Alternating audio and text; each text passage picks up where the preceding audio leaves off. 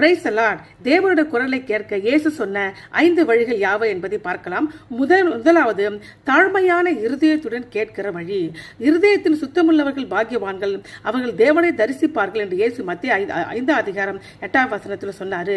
தூய, அதாவது மனத்தாழ்மையான நேர்மையான இருதயம் தேவனை தெளிவாக பார்க்கவும் கேட்கவும் முடியும் என்று இயேசு கற்பிக்கிறாரு. பெருமை, கவனச்சிதறல், கோபம் அல்லது பிடிவாதமான இருதயம் தேவனுடைய குரலை கேட்க முடியாது. ஏனென்றால் பெருமை செவிப்புலனை தடுக்கிறது, மனத்தாழ்மை ஆவிக்குரிய செவியை திறக்கிறது.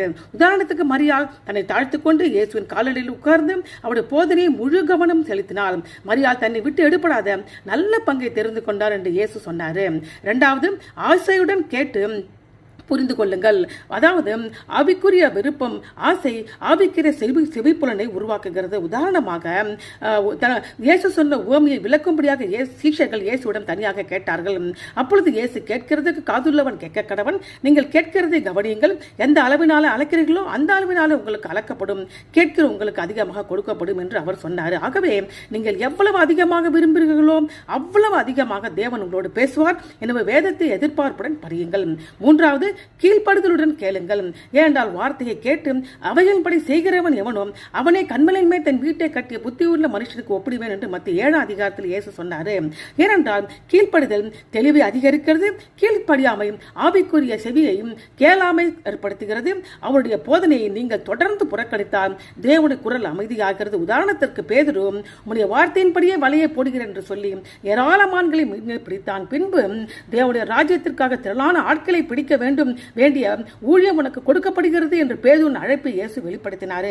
நான்காவது, வேத வசனத்தின் மூலம் கேட்க வேண்டும். வேதம் எழுதப்பட்ட வடிவில் இருக்கும் தேவனுடைய குரல். வனாந்தரத்தில் சாத்தானால் இயேசுவும் சோதிக்கப்பட்ட போது மனுஷன் அப்பத்தினாலும் மாத்திரமல்ல தேவனுடைய வாயிலிருந்து புறப்படும் ஒவ்வொரு வார்த்தையினாலும் பிழைப்பான் என்று வேதத்தில் எழுதப்பட்டிருக்கிறதே என்று சொன்னார். ஆகவே சாத்தான் எதிர்க்கவும் பிதாவின் சித்தத்தை பின்பற்றவும் இயேசு தாமே வேதத்தை பயன்படுத்தினார். ஐந்தாவது, பரிசுத்த ஆவியானவரின் மூலம் கேளுங்கள்.